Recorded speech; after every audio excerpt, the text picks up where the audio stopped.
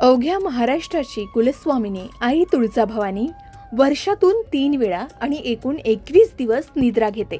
आई तुळजाभवानीची मंचकी निद्रा तुम्ही सुद्धा ऐकली असेल. पण ही निद्रा नेमकी का घेतली जाते, यामागे काही विशेष रहस्य आहेत का? या मंचकी निद्रे प्रथेबद्दल किंवा यंदा होणाऱ्या उत्सवाची रूपरेषा, त्याचबरोबर मंचकी निद्रेच्या काळात देवीची भेट का घेऊ नये, या सर्वच प्रश्नांची उत्तरं आज आपण या व्हिडिओमध्ये जाणून घेणार आहोत. महाराष्ट्राची कुलस्वामिनी आई तुळजाभवानी ही वर्षातून 3 वेळा आणि एकूण 21 दिवस निद्रा घेत असते. उरलेले 344 दिवस अष्टप्रहर जागृत अवस्थेत ती असते. देवीची 21 दिवसाची निद्रा 3 टप्प्यात या प्रकारे विभागली आहे. ती म्हणजे घोर निद्रा, श्रमनिद्रा, मोहनिद्रा. नवरात्र येण्याआधी देवी योग निद्रेत होती, म्हणजे महिषासुराशी युद्ध करण्यापूर्वी देवी ही निद्रा घेत होती. पण महिषासुराचे देवतांवरचे वाढते अत्याचार पाहून ब्रह्मा, विष्णू आणि महेश देवीला 8 दिवसानंतर योग निद्रेतून उठवून देवदेवतांचे रक्षण करण्याची विनवणी करतात. या निद्रेतून जागी होऊन देवीने घोर रूप प्रकट केलं, यामुळे या निद्रेस घोर निद्रा म्हणतात.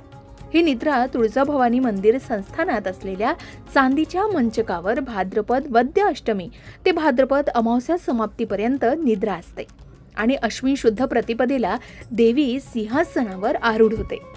आता मंचक याचा अर्थ पलंग असा आहे आणि देवी या काळात पलंगावर निद्रा घेते, ज्याला मंचकी निद्रा किंवा घोर निद्रा असेही म्हणतात. त्यानंतर घोर निद्रेतून जागी होऊन देवीने महिषासुराचे अर्धम्य कारस्थान पाहून त्याच्याशी युद्ध करण्यास सज्ज झाली. 9 दिवस असुराशी युद्ध करून महिषासूर 9व्या दिवशी देवीला शरण आला आणि तिच्या चरणाशी स्थान मागून सर्व देवतांची माफी मागू लागला. 9 दिवसाच्या अहोरात्र युद्धामुळे आलेल्या थकव्याने शारदीय नवरात्रानंतर 5 दिवस आई निद्रा घेते. याला श्रमनिद्रा म्हणतात. या निद्रेसाठी तुळजाभवानीचे माहेर अहमदनगराहून पलंग येतो, त्यावर आईसाहेब निद्रा घेतात. या निद्रेस मंचकी निद्रा म्हणतात. ही निद्रा माहेरच्या लाकडी पलंगावर अश्विन शुद्ध दशमी म्हणजे दसरा ते अश्विन शुद्ध पौर्णिमा म्हणजे कोजागिरी पौर्णिमेपर्यंत असते. नंतर देवी पुन्हा सिंहासनावर आरूढ होते. निद्रा घेण्याच्या आधी देवीला 108 साड्या नेसवल्या जातात. हा पलंग पायी तुळजापूरला दसऱ्याच्या आदल्या दिवशी आणला जातो. पहाटे देवी सीमोल्लंघन खेळून या पलंगावर निद्रा घेते. तिसरी म्हणजे मोहनिद्रा. शाकंभरी नवरात्राच्या दरम्यान पौष शुद्ध प्रथमा ते अष्टमी काळात देवी निद्रिस्त असते. देवीची मोहन यात्रा हे सृजनाचं प्रतीक असून 8 दिवस निद्रा काळाचे संपल्यानंतर नवमी म्हणजेच तुळजाभवानी प्रकट दिवस किंवा जन्मदिवस असतो, यामुळे या निद्रेस मोहनिद्रा म्हणतात. हे 9 दिवस म्हणजे 9 महिन्याचे सूचक आहे. एखादी स्त्री जशी 9 महिन्याची सृजन होते तसा हा कालावधी असतो. देवी शारदीय अश्विन नवरात्राच्या आधी चांदीच्या पलंगावर निद्रा घेते. शारदीय अश्विन नवरात्राच्या नंतर 5 दिवस माहेरून आणलेल्या चंदन लाकडाच्या पलंगावर निद्रा घेते आणि शाकंभरी नवरात्र याच्या दरम्यान 8 दिवस देवी चांदीच्या पलंगावर निद्रा घेते. अशा अवघ्या विश्वाचा भार सोसून विसावा घेण्यासाठी आई या दिवसात गादीवर असते. म्हणून भवानी भक्त आणि देवीचे आराधी गादी तक्का उशी यांचा त्याग करतात आणि काही जण उपवासही करतात. आता मंचकी निद्रेच्या प्रथेबद्दल सांगायचं झालं तर मंचकी निद्रा अर्थात देवीची शांत झोप कशासाठी, तर ऊर्जा संपादन करण्यासाठी. महिषासुराचा वध करायचा तर ऊर्जा कार्यान्वित करायला हवी.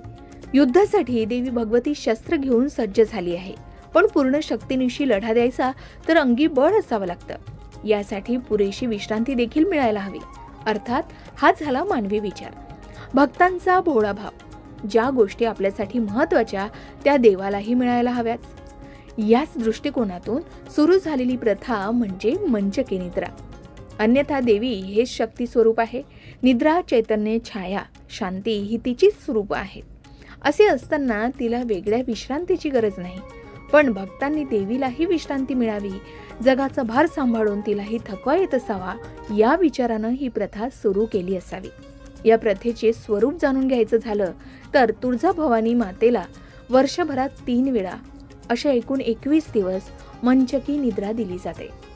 आधी सांगितल्याप्रमाणे यामध्ये शारदीय नवरात्रोत्सवापूर्वी 8 दिवस, सीमोल्लंघनानंतर 5 दिवस आणि शाकंभरी नवरात्रोत्सवापूर्वी 8 दिवस देवीला मंचकी निद्रा दिली जाते. शारदीय नवरात्रोत्सव हा देवीने महिषासूर नावाच्या राक्षसाशी दिलेला 9 दिवसांचा लढा आणि त्याचे मर्दन करून केलेल्या सीमोल्लंघनाचा उत्सव आहे। यासाठी देवीला दिलेला हा विश्रांतीचा काळ आहे। तर पौषात येणारी शाकंभरी नवरात्र हा संपूर्ण सृष्टीला फळ पालेभाज्या सुजलाम सुफलाम करण्याचा काळ आहे। सर्व लेकरांचे पोट भरून आई जशी थकते तशी ती अन्नपूर्णा देखील थकत असेल या विचाराने तिला विश्रांती दिली जाते। यंदा होणाऱ्या उत्सवाची रूपरेषा जाणून घ्यायची झाली तर या निद्रेचा कालावधी 14 ते 22 सप्टेंबर पर्यंत असेल। भाद्रपद अष्टमीला आई तुळजाभवानीची घोर मंचकी निद्रा सुरू झाली आहे आणि भाद्रपद अमावस्येला ही निद्रा समाप्त होईल आणि 22 सप्टेंबर पासून नवरात्र उत्सवाला सुरुवात होईल। आता मंचकी निद्रेच्या काळात देवीची भेट का घेऊ नये असाही प्रश्न आहेच। तर साधी गोष्ट आहे, कोणी आपली झोपमोड केली तर आपली चिडचिड होते, तशी देवीचीही झोपमोड होऊ नये म्हणून आधी सांगितल्याप्रमाणे त्या काळात तिची भेट घेऊ नये, तिला पूर्ण विश्रांती घेऊ द्यावी, जेणेकरून ती जागी झाल्यावर तिच्या रूपानं सौख्य समाधान आनंद पुन्हा परत येईल। आई तुळजाभवानी देवीला मानव स्वरूप मानले गेले। जसं आई घरकाम करून झोप घेते तसं आई भवानीलाही निद्रा दिली जाते। धार्मिक दृष्टिकोनातून हे ऊर्जेचं संतुलन मानलं जातं। देवीची शक्ती पुन्हा संचित व्हावी म्हणून ही परंपरा असल्याचं सांगितलं जातं। म्हणजेच आई भवानी फक्त दगडाचीच मूर्ती नाही तर ती जिवंत शक्ती आहे, म्हणूनच तिला निद्रा दिली जाते। तुम्हालाही याबद्दल माहिती होतं का? देवीच्या मंचकी निद्रेमागे आणखी काही गुपितं तुम्हाला माहिती आहे का? कमेंटमध्ये नक्की शेअर करा। अशाच प्रकारे सणावारा संबंधित व्रतवैकल्य असतील, उपासना असतील, पूजा विधी संबंधित आणखी काही माहिती तुम्हाला हवी असेल, त्याचबरोबर वास्तुशास्त्र, ज्योतिषशास्त्र, अंकशास्त्र यांसारख्या विषयावर तुमच्या मनात काही शंका असतील तर त्या कमेंट बॉक्समध्ये नक्की विचारा। शिवाय तुम्हाला आणखीन कोणत्या विषयावरचे व्हिडिओ ऐकायला आवडतील ते सुद्धा कमेंट करून सांगा।